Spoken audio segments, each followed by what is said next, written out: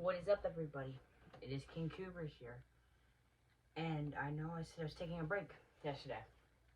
And I am. But hear me out. Today, I need to address something really, really serious. And this is something we really shouldn't be joking around with. With all the people dying.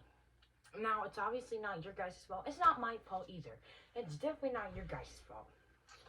But I just wanted to salute some of the people we lost on this 2023 ending that we're having. First of all, let's start off kind of on the WWE side. Terry Funk. We lost him a couple days ago. If you don't know who some of these guys are, I'll explain. Terry Funk was a older WWE wrestler back in the day, and he was like a figure who likes extreme stuff. Like, he was basically a man who would just like to beat people up with stuff. Kind of like Mick Foley. Most iconic move was probably used on SmackDown with the ladder. He would get the ladder, he'd put it on his shoulders, he'd spin around and hit people with it. And that's what happened on SmackDown, except it's with another person and not a ladder. There's not much to talk about this man that I have because I don't know him the best because I wasn't alive. So, let's give him a 10-bell salute.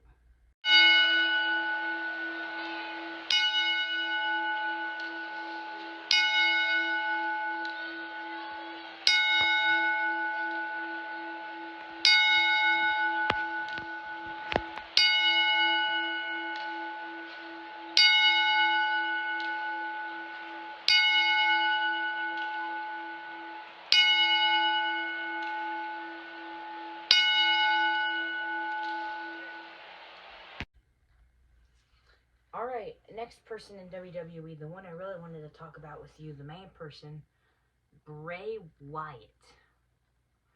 This man was too young to die. He was 36 years old. If you don't know who Bray Wyatt was a wrestler from 2012 to 2023. He was a wrestler who was basically like a scary figure. Like, you don't want to mess with this guy. From I think in 2012-ish, or the start of his career, he was back in development, NXT stuff. When he came to the main roster, him and his two buddies, the Wyatt family, Eric Rowan and Brody Lee, who also died a couple years ago, rest in peace him.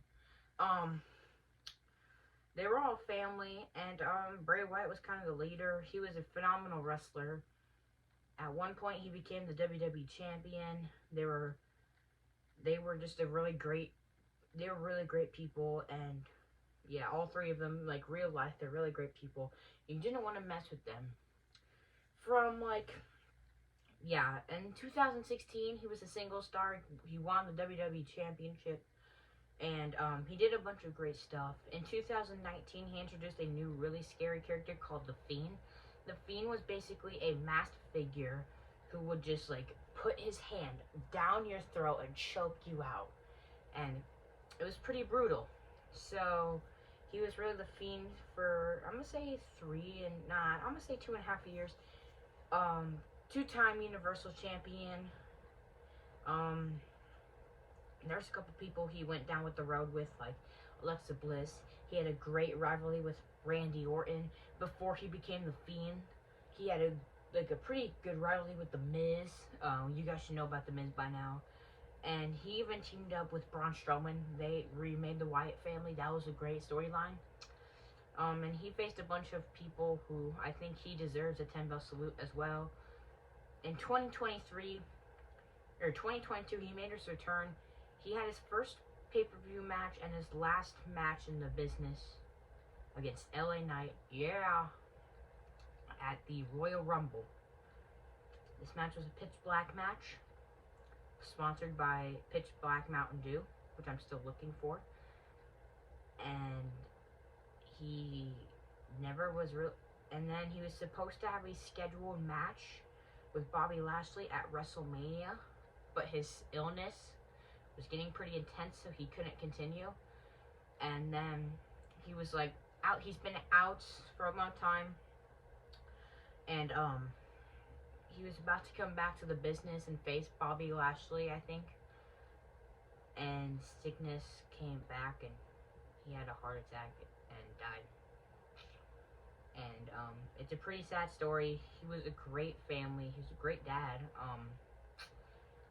And he deserves a lot of respect, even if you're not a WWE fan. But let's give him a 10-bell salute.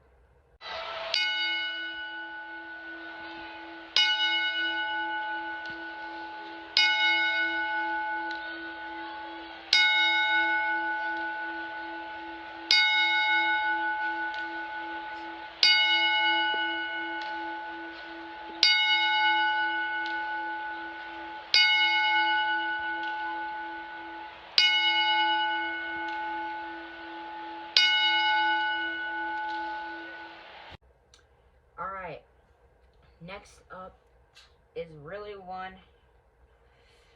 some of you are going to be mad I'm talking about. I don't even want to really talk about him. Maddie's dog. You heard me right. I mean, I shouldn't even be worrying about this. This is their family business. They do what they want, but I still just wanted to come on here and give a brief goodbye. I'm not trying to make anyone cry. I'm just trying to address what we're doing and what's happening in the world, if you don't know. And not a lot of you, probably like 99% of you didn't know, but like Maddie's dog did die. I think for the past half year, her dog's been coming up with concussions. No, not concussions. I should say seizures. Bunch of illnesses that has been really affecting her dog's heart. She's been really sick, and she wasn't shot to sleep. Like not like pew, shot.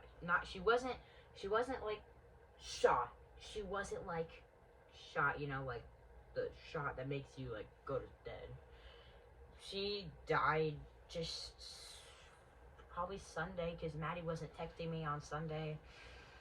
I'm gonna have to assume then. I'm very sorry for the family. I can't really say sorry in any other way besides sitting in my basement in my bed.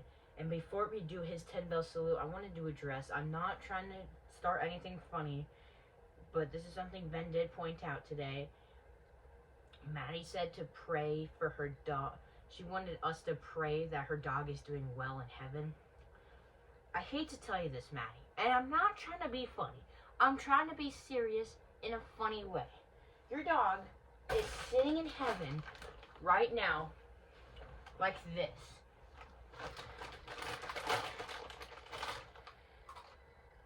Oh yeah. Sorry. Yeah, I just died a couple days ago, so yeah. I'm not trying to be funny, but I'm just saying, we don't need to pray for your dog in heaven. We can pray for your family. Pray for you that they get through this loss. And I know losing a dog's hard. I've never gone through it, but I just know it's hard. So, and let's give this man, Maddie's dog, 10-bell salute.